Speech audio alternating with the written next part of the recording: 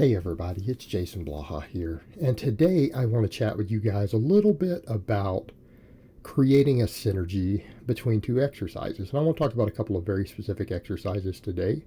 They're two exercises that I like, that I use a lot these days, that I program a lot for clients. And that is the closed grip bench press with the JM press. So to understand where I'm coming from with this, I want you guys to follow a chain of logic here. Most people like the closed grip bench press. They realize it's a good exercise, right? Even tons of bodybuilders are like, yeah, it's actually really good tricep exercise and good chest exercise too, right? Tons of bodybuilders love the closed grip bench even to build their triceps.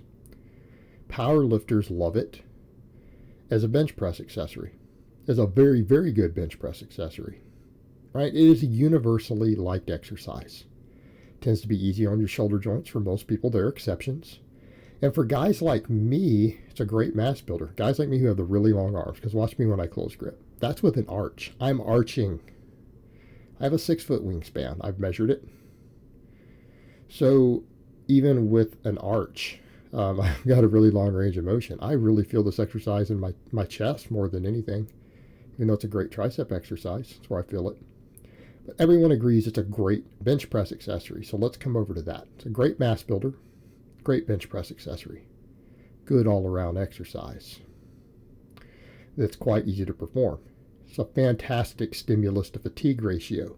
So what do we mean by that? Well, when we're looking at exercises, a lot of times for hypertrophy purposes, we're looking at how much training stimulus can I get from an exercise versus how hard is it to recover from. And usually movements like this that force us to use a slightly lighter weight, because most people, not everyone, let's make that clear. Before someone jumps in and says, well, it's not true for me. Yeah, there are exceptions to this rule. But for the majority of people, you can bench press more than you can close grip. For everyone, the closed grip is a longer range of motion. So what we have is moving a weight through a longer distance, being forced to use a lighter weight, while still using same basic muscles. Those sort of exercises tend to be pretty good at putting muscle on you. Right, because we got more range of motion. We're dealing with the whole stretch shortening cycle. Okay, but we know that if your closed grip goes up, your bench press goes up. Most strength coaches agree with that. Most powerlifting coaches agree with that. And most bodybuilders even would agree, you know what? You get bigger if your 10 rep maxes go up. Because you're seeing me doing nothing but 10 rep sets there anyways. And that's how I use that lift. I use it primarily as a hypertrophy movement. Right, a supplemental lift to put meat on to get bigger so that we can have bigger bench. That's what we're looking for. So you'll hear guys like Louis Simmons say, well, I know if I increase a lifter's closed grip bench press, I can increase their bench press. So how do I increase their closed grip bench press? Well, that's a good question.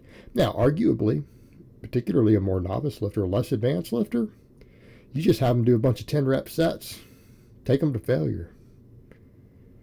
Add weight whenever you can. Guess what? Their bench will go, their closed grip will go up. Pecs and triceps will get a little bigger, right? Pretty straightforward. As we get a little more advanced, so we need a little extra help. And that's where the JM press comes in. And those of you who are watching me perform the JM press, a lot of people look at that and go, that's kind of a hybrid exercise, isn't it? It's like, yeah. It's basically taking a skull crusher, like a tricep extension, and combining it with a closed grip bench press into the same exercise. Not as a difference as in you do one then the other. It's literally a hybrid between the two movements. Because normally with a skull crusher, you would just bend at the elbow and bring it down to your face, right?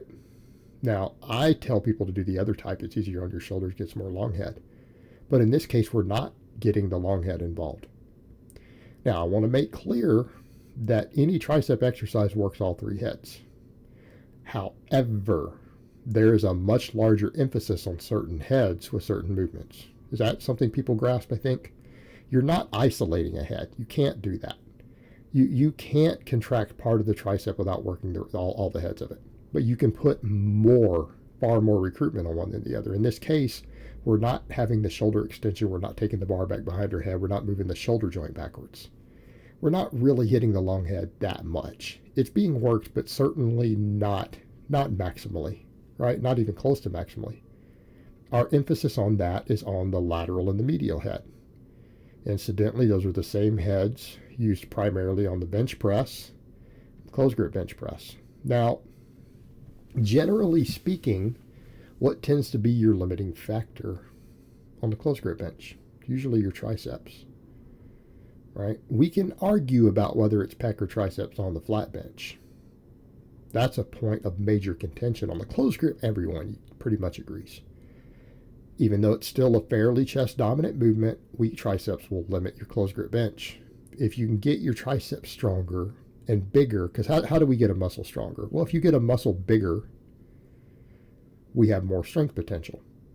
Something the scientific literature confirms over and over. Am I saying there's always a perfect overlap between size and strength? No, not saying that. But we do know that the bigger you get a muscle, the more potential it always has for strength. In other words, you have to potentiate that strength. You have to develop that maximum strength, right? That's usually understood.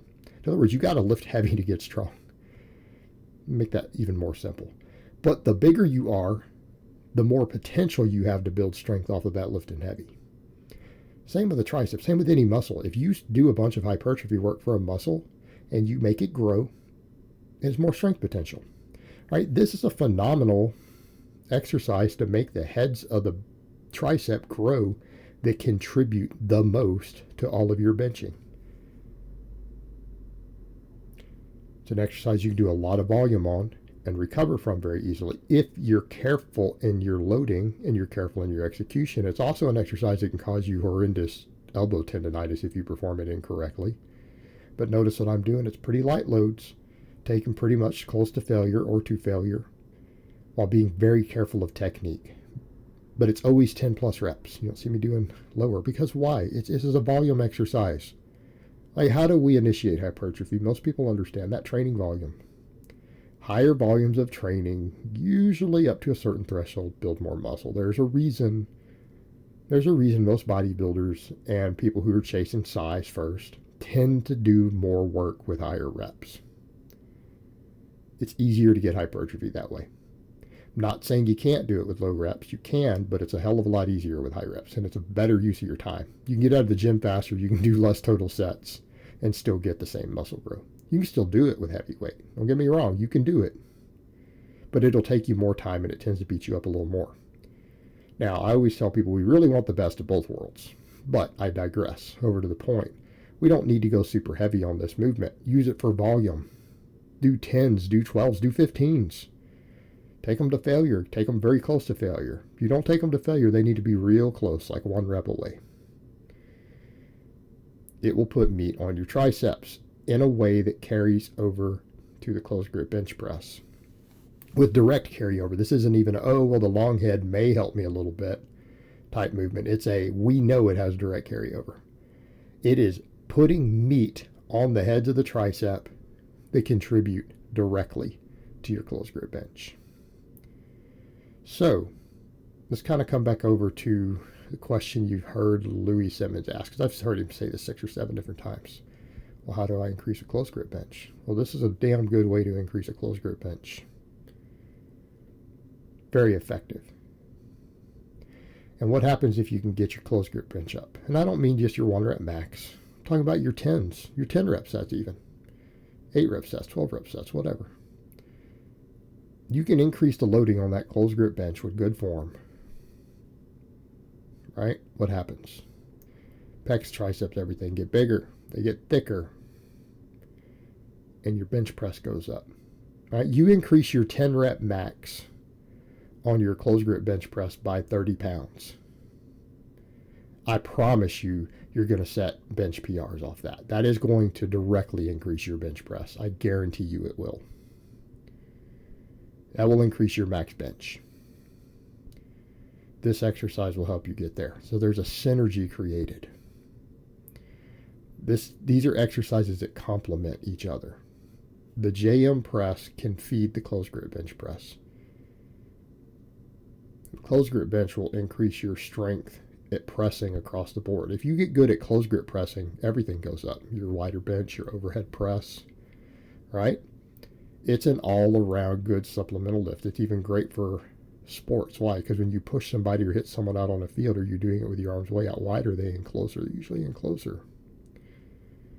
Right? It's an all-around phenomenal performance builder. Okay?